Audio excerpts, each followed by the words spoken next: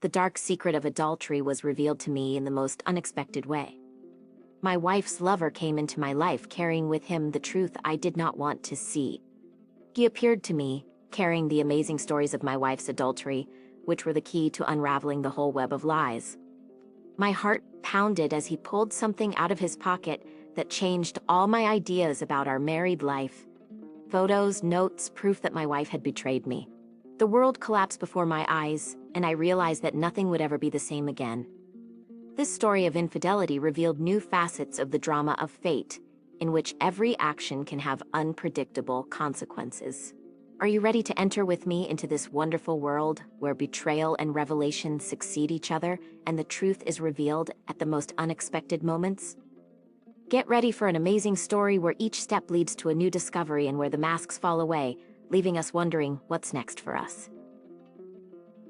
Welcome to a world of amazing wife-cheating stories that will turn your view of love, betrayal, and the power of truth. Greetings, everyone. I have decided to write my unpredictable story here. It's such an inopportune day on May 9th, but I'm not in the mood for a holiday. I need some solid advice, so anyone who is not too lazy to listen, maybe someone has had a similar experience, please help me. My sweetheart and I have been together officially for 2 years, but we dated for 3 years before that. Our story was like everyone else's. We met, fell in love, dated, and got married. Everything was normal, nothing out of the ordinary. We have children, a house, and jobs. I fell in love with her for her kindness and tenderness. At that time, I didn't think much about fidelity and devotion. As they say, I was young. By the way, my wife is 9 years older than me. I am 22, and she is 31.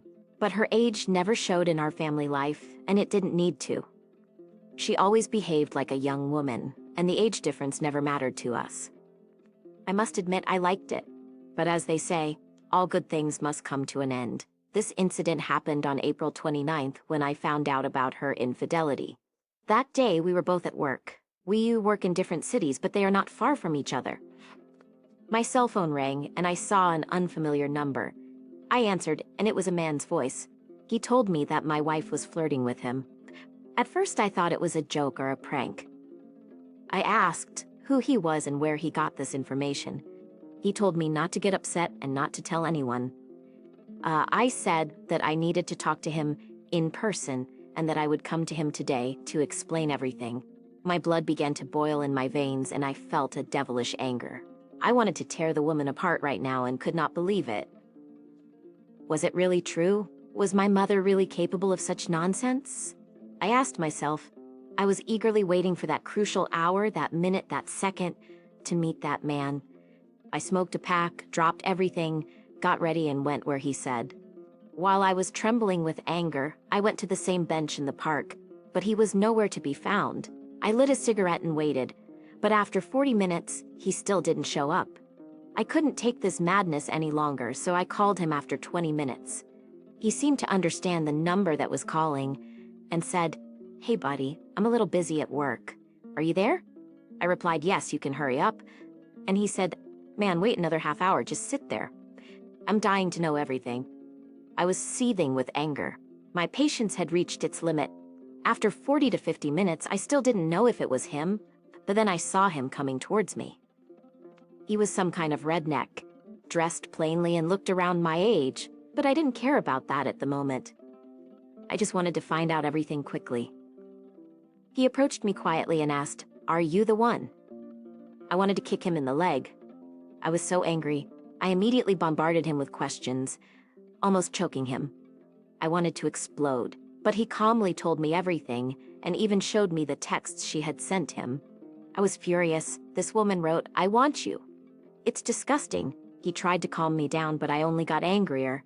I wanted to take matters into my own hands and kill this woman. And this goes on. "Don't be foolish. It's not worth it. Run away from her." But I didn't even listen to him. I was consumed with anger, hatred, and jealousy. Then I noticed that this guy wanted to leave.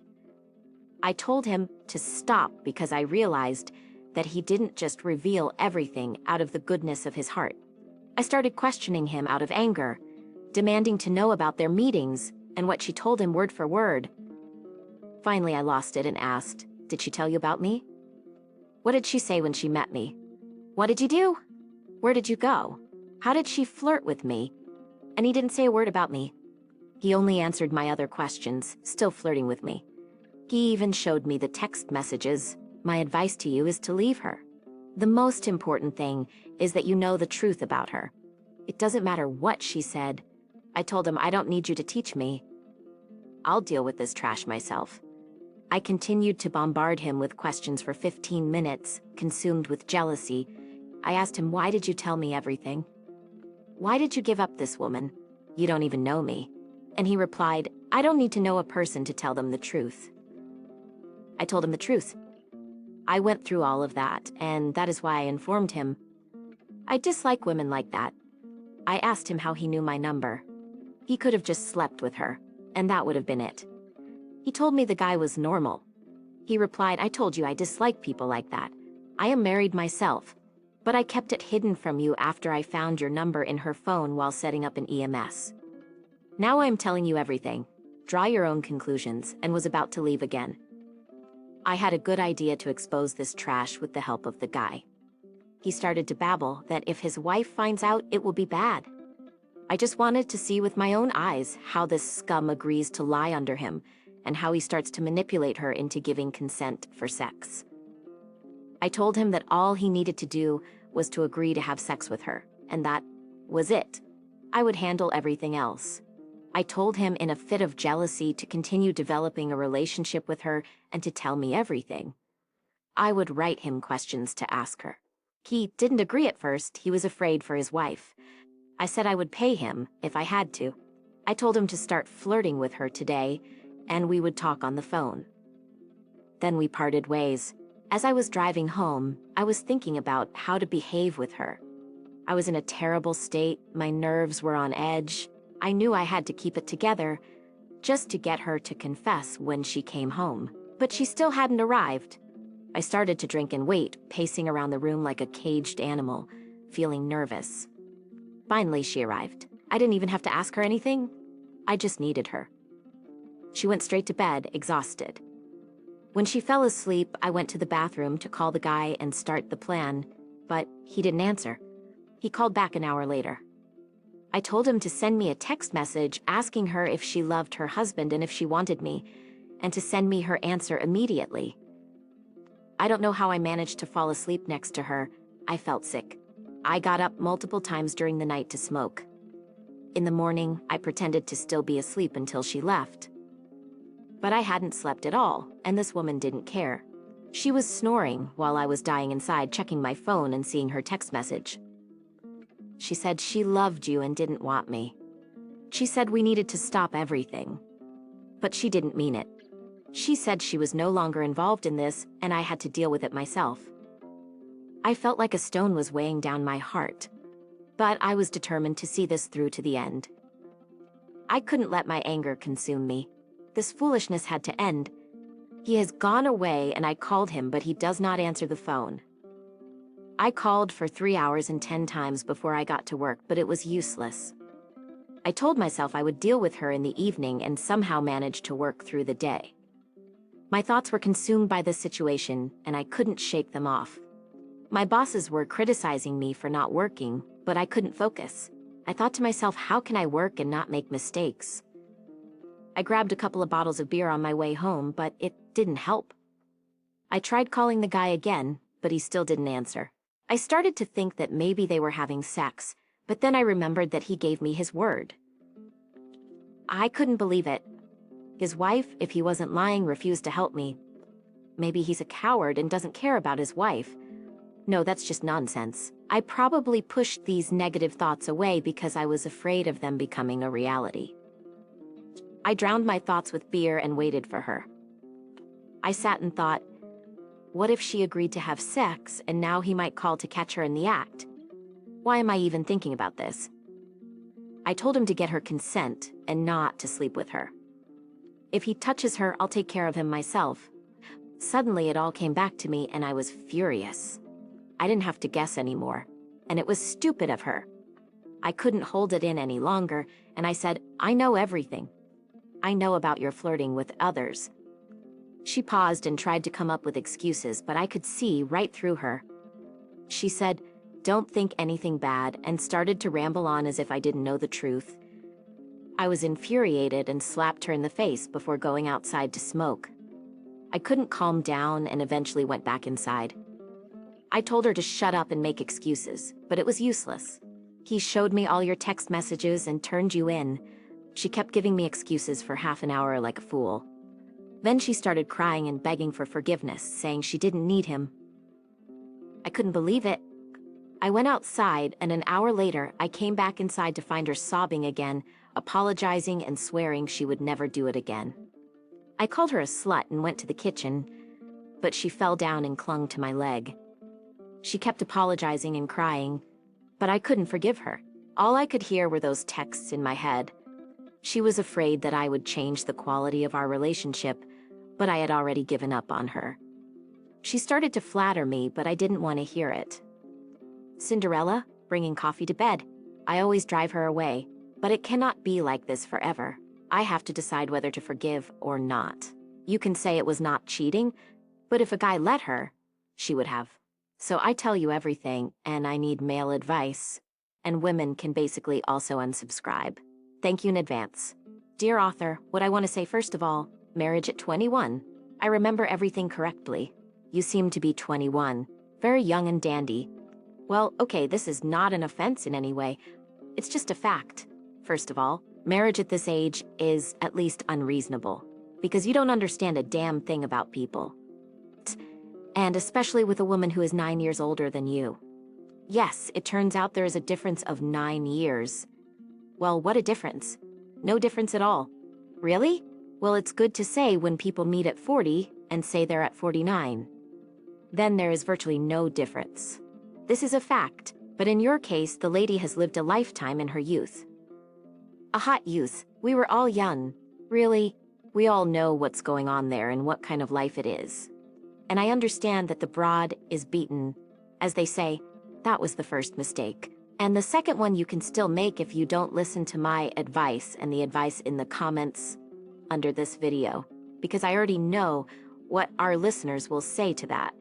So the second mistake is if you stay with her, generally a young kid, okay, even a guy, okay, you have your whole life ahead of you at literally 21.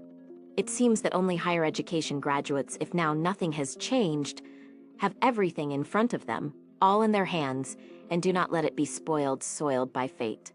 Otherwise, you will walk with a nervous tick, and perhaps, given that you have a tendency to abuse the weaker sex, which I do not support in any way, you may even appear in places not so distant with your ardor and temper, and thoughtless acts. Friends, let's advise something to the guy. Let's see how many of us here are like-minded, so to speak. But I am sure that the vast majority of us are. But if you consider that there was no betrayal, let's still discuss. And now on to the second story. Fate throws us challenges that sometimes seem unbearable. I was trapped in my own fate when my wife's brazen adultery was revealed to me. I was torn between love and betrayal, between the past and the future. Everything I had believed in, everything we had built, collapsed in an instant. Now I stand before you with a question. How can I be?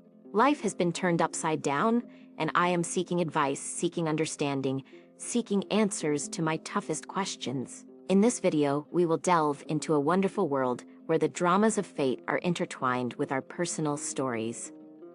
We will sort things out, look for solutions, and find the strength to overcome this unpredictable situation. Get ready to live a story full of intrigue, emotion, and unexpected turns of events with me. Welcome to a world of amazing stories where the drama of destiny weaves its threads and where we, together, will seek light in the dark. I'll probably start with myself. That makes more sense. I am 32 years old, working at an enterprise, though it's hard to call what's left of the once huge plant an enterprise. Only 3 workshops out of 44 are working. The other 41 have been demolished or partially destroyed. Some are rented for manufacturing plastic windows, various RTI, or used as sub-warehouses. Believe it or not, even vegetables are stored in the shops of the former plant. But that's not the most important thing, and it's not what I want to talk about today. I work as an electronic engineer, but my field is very specific. I deal with equipment manufactured in the 70s and 80s of the last century. The fact is, our factory supports a large number of enterprises in Russia and abroad, particularly in the former Soviet Union, where they still use equipment produced at our plant.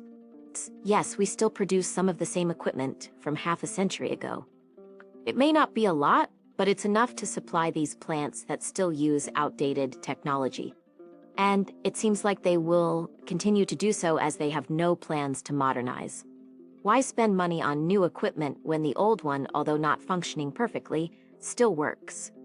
At best, if it breaks down, they will buy it from China, and the cost of production and delivery will be added to the overall cost. But even Chinese products can be expensive, as they require development, implementation, and adaptation to Chinese components. And until all of that is done, the plant cannot afford to wait. It's a loss for them. When I first started working at the plant after university, my colleagues thought I was foolish. All of my classmates had gone into commercial organizations, dealing with sales or services. No one wanted to work in manufacturing. They all preferred to sit in offices and not lift anything heavier than a telephone. But I chose to work with a 70-year-old retired man who was an expert in repairing old equipment and was a successful salesman. He taught me everything in his spare time as he was often on business trips. Eventually, he started taking me with him so I could gain more experience and practice. I was pleasantly surprised by my first salary after my first business trip. I spent 5 years learning the ins and outs of work, and now at the factory I saw off my mentor with honors, retired of course, and everything fell on me. My wife and I have been married for 27 years. We got married while we were students. You know how it is. There is always a girl, any educational institution that all the guys talk about. At our institute, there was one such girl that everyone was after. Even the methodologist of our university, a very respectable man, 42 years old, well-groomed, good-looking, and most importantly, not married.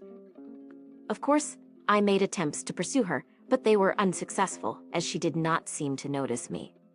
However, it turned out that she approached me on her own. This happened at a birthday party for a classmate, where she was also invited, even though she was not from our group. Since then, we have not parted ways.